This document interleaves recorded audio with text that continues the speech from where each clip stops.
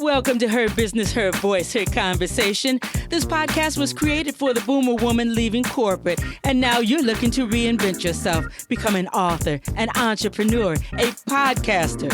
Well, each episode will leave you with clarity. You will come away with the yes, I can and yes, I will reinvent myself mindset. So come on, let's do this. I'm your host, Margot Levette.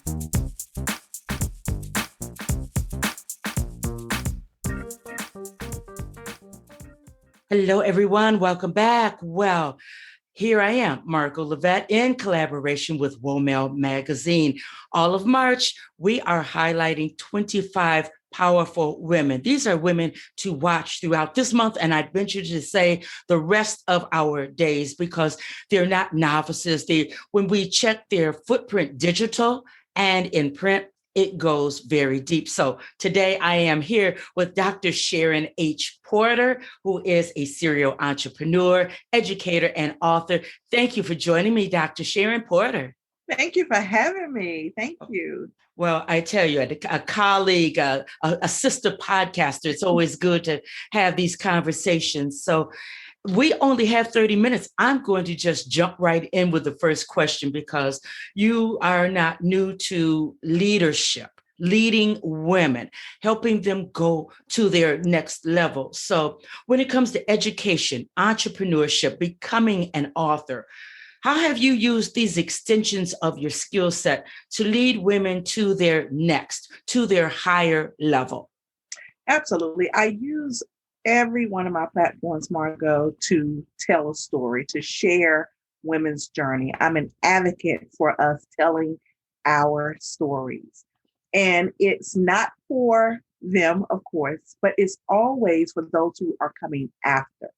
I am just a believer. As you said, I'm an educator. So I'm always thinking of young people and young ladies, giving them a path, giving them possibilities. And so in doing so, these ladies, these women who share their journeys with me, they're able to actually navigate to different spaces than perhaps they even saw for themselves eventually. And I just love telling others' stories. That is something that has just been a passion of mine. And I do that through the podcast. I do that through the authorship, as well as my coaching and mentoring for young ladies. So it's just about them telling their stories and navigating to that next. Mm-hmm. You give them the courage, the power. Yes. You give them the vision to see that there is a next for me. Yes. So many people don't have that eyesight. And if you're timid, you're afraid, you're taking these real baby steps, trying to make it. I tell everyone, you need a coach, you need a mentor, but I'm not going to get on that soapbox. I love the way people are able to find their way about your website. And something caught my eye. You say, the bigger the dream, the harder the grind. Simply stated, what does that mean? You know what? And that, I started the Grind Entrepreneur Network, and that was literally to highlight women and to also definitely show them that mentoring piece. And when I say that, that means when you have something that you aspire to do, it's going to take work. You have to put the work in. Now, oftentimes we get things that's just handed to us very nicely, right? You have to grind. You have to hustle and grind and put that work in. And the bigger the dream, the harder you have to get out there to make it happen. Yes. And I live by that. That's why I'm up at 3:00 every morning, because as a career professional, I have a main job. I'm an elementary school principal. And so in order to get all of these things done, I've got to find time to do that. And so that's my grind. I sacrifice my time by getting up at 3 a.m. and working until it's time for me to go in to now lead a school. So it's all about putting the work in. That's what that means.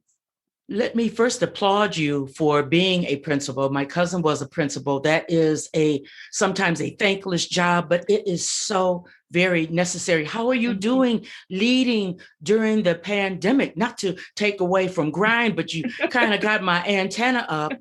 How is that working out for you? Yeah, And it's calling for your extreme leadership now, isn't it? And it's been a year since we've been in our building as educators. So it started out, I'm going to just be transparent, it started out rough for everyone, for the students, for the staff, for the parents. But as we continue to go on, we are innovators.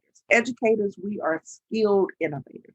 And so we began to make things happen. We began to be creative so that we can reach our students even through Google Meet and Zoom and all of these other platforms that was introduced to educators this year that we've been knowing for a while in the entrepreneurial space. But all of this was new to the majority of educators.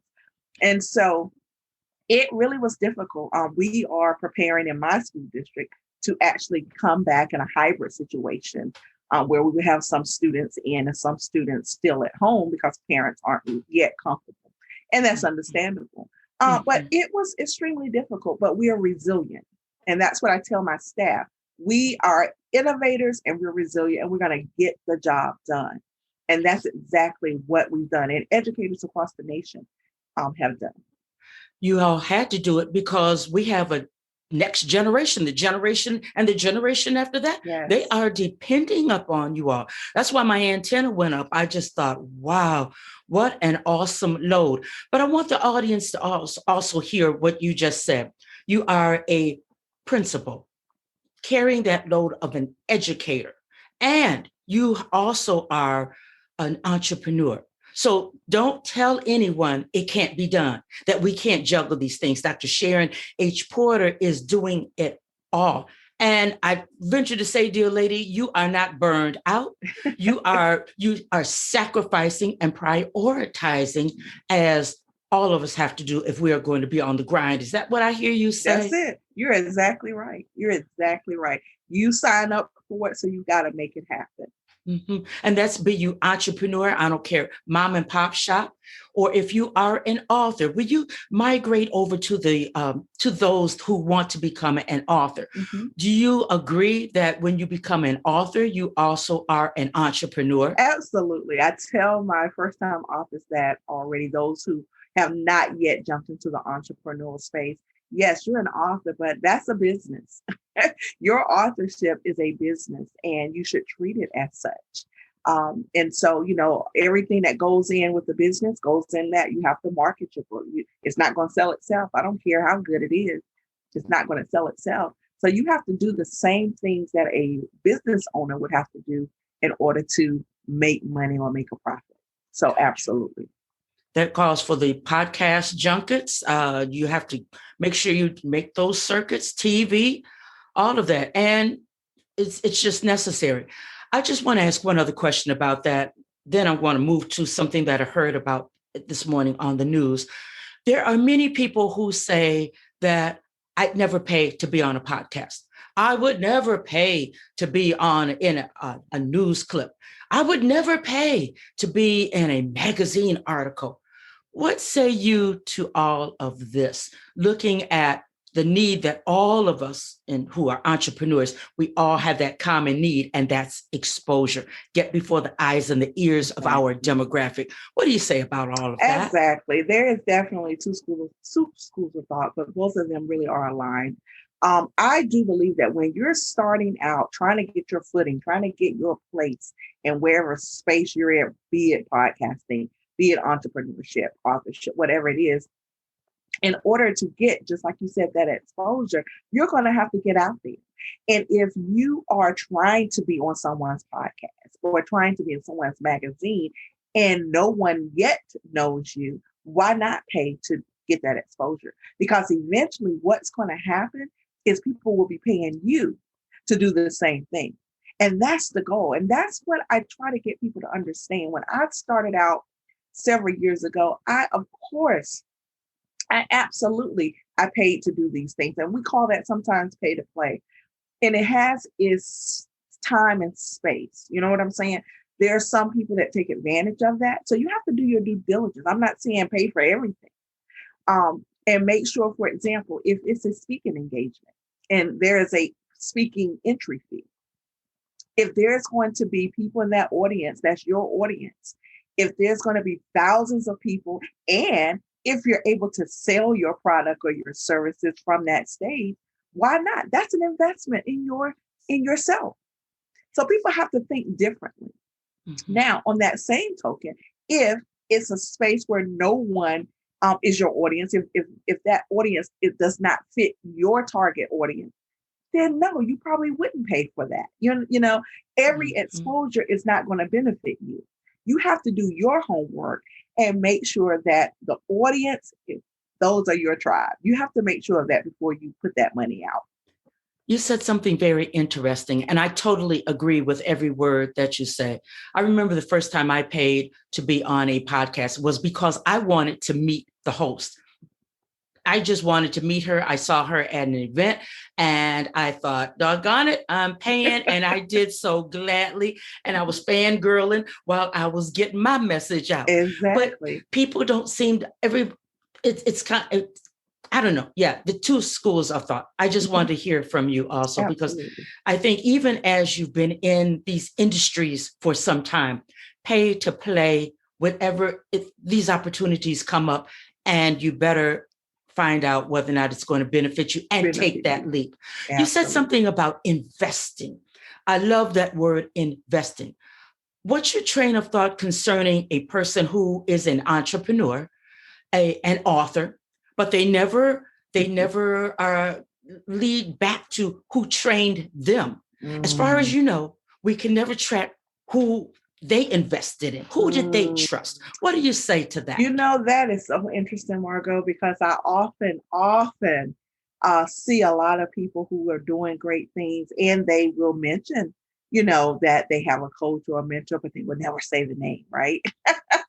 To me, that's insecurity. I really believe that. I totally believe that if you are confident in your skills and your ability, you should have no problem, because number one, if that individual really served you and served you well as a mentor, as a coach, they gave you great advice, they helped you navigate through those initial waters that you had to go through, then why not give them their props? You know, why not? And I understand, especially if you're paying someone, perhaps no, but I believe that's the problem with our circle. I'm just going to say that. I believe that that's the problem of our circle.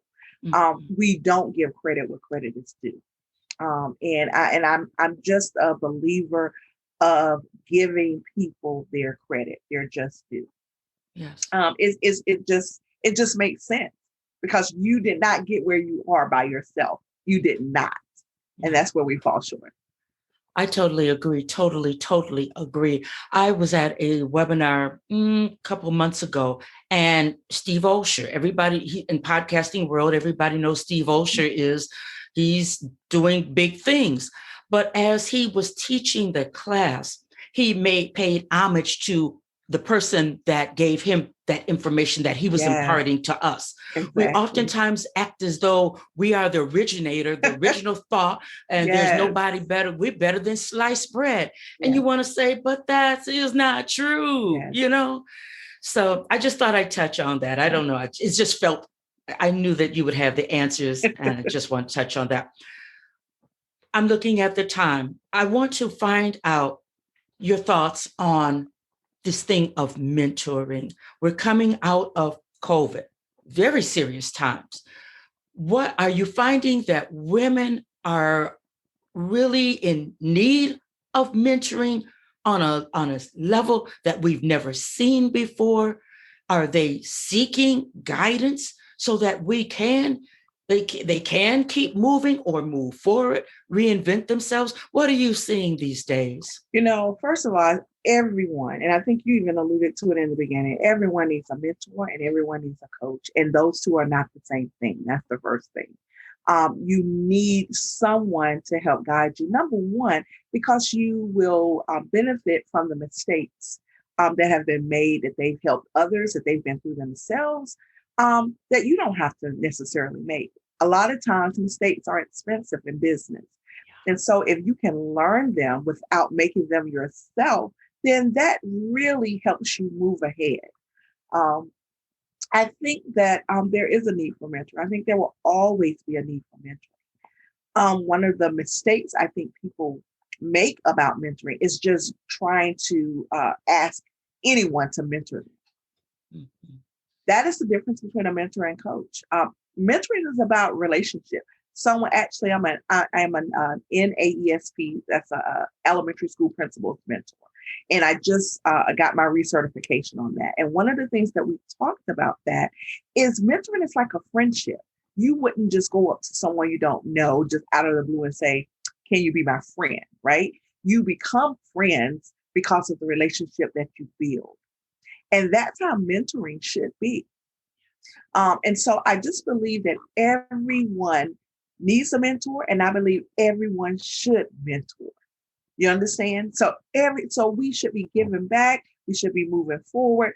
All of these things into mentoring. Now, coaching, you get into a little different. You think of like the athletic coaches, how they're training you. They're doing, it's a difference. One asks a lot of questions, one provides a lot of answers, right? And so you just have to be clear as to which one that you're seeking, and then who is the individual that will be providing those services, because they're very different. Yeah. Dr. Porter, that makes that apples and oranges, it's almost like apples and oranges. Should we all pretty much have, it seems to me, since we are relationship driven, we should all pretty much make sure that we have a mentor so that it is relationship driven? I believe that, Margo. I really believe that. I've had now, and I think about the educational, and again, because that's my first love, my first career is education.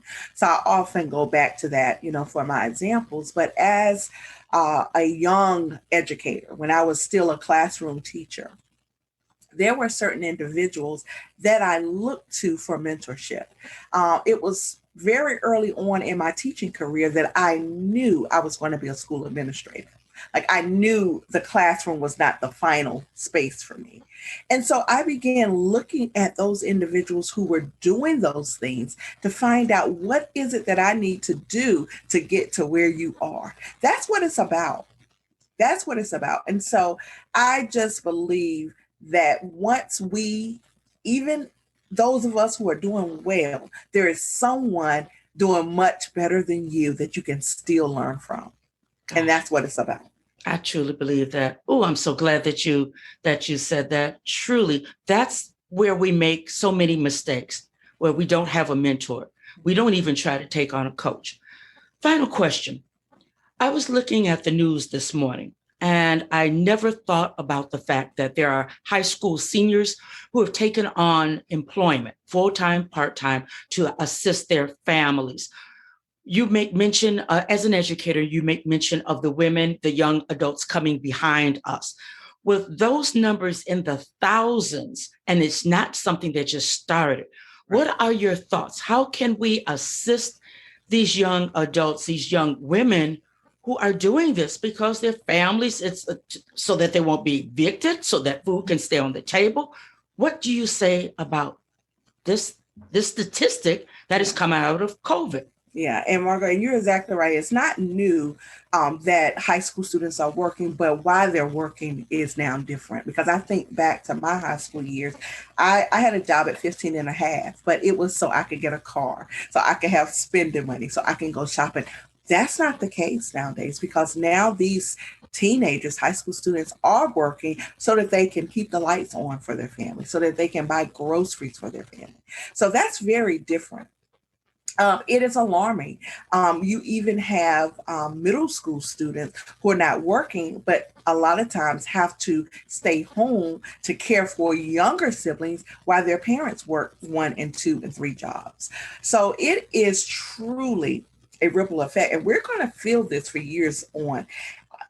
We are gearing up as educators for the gaps that we've lost this year, but we're going to feel this for years to come. And so it's it's not just the educator's problem, it's a society problem. And we're going to have to come together to figure out how we can help this situation as a society. But you are absolutely right. Students are now working to help support families. It's actually a sad time, but it's an opportunity for us to come together and make a difference. So that's exactly how I feel about that. In the community is where it starts, that the leadership. And when we say leadership, sometimes we say, oh, the administrators, the city council. But right. What about us leaders in the community and our leaders in our own homes? What if we come together, work together, Absolutely. Since this is going to affect us, our families, our neighbors, our communities for years to come. Years to come. You're absolutely right. And you know, when you say that, and I always say, people think of leadership as titles and positions, but we know that that's not the case. Leadership is impact and influence.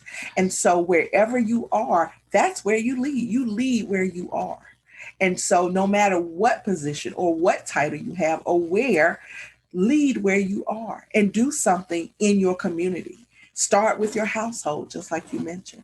So we definitely have to get on that and come together to help this era, because I'm telling you, we're going to feel the impact of this, the effects of this for years to come.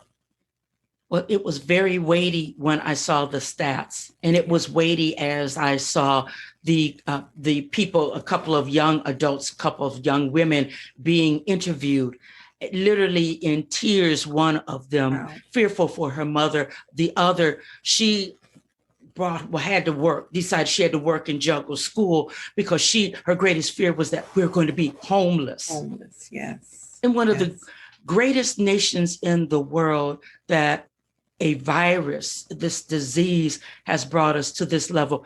But you know what, my light in all of this is that we have school administrators such as yourself. We have leaders such as yourself standing ready to guide, to mentor, to help people become entrepreneurs, to help them get their voices heard, to help them in their confidence. And I'm talking about you, Dr. Sharon Porter. It has been a pleasure to meet you, to have this conversation. Very insightful. Thank you. Thank you so much for having me.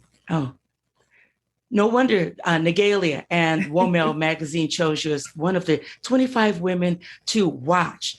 Watch this woman, this entrepreneur. She's a trailblazer. Watch her long after March 2021 is over. So I'm Margot Levette. I'll see you on the next interview. It's been my pleasure to spend time here with Dr. Porter. Bye-bye now.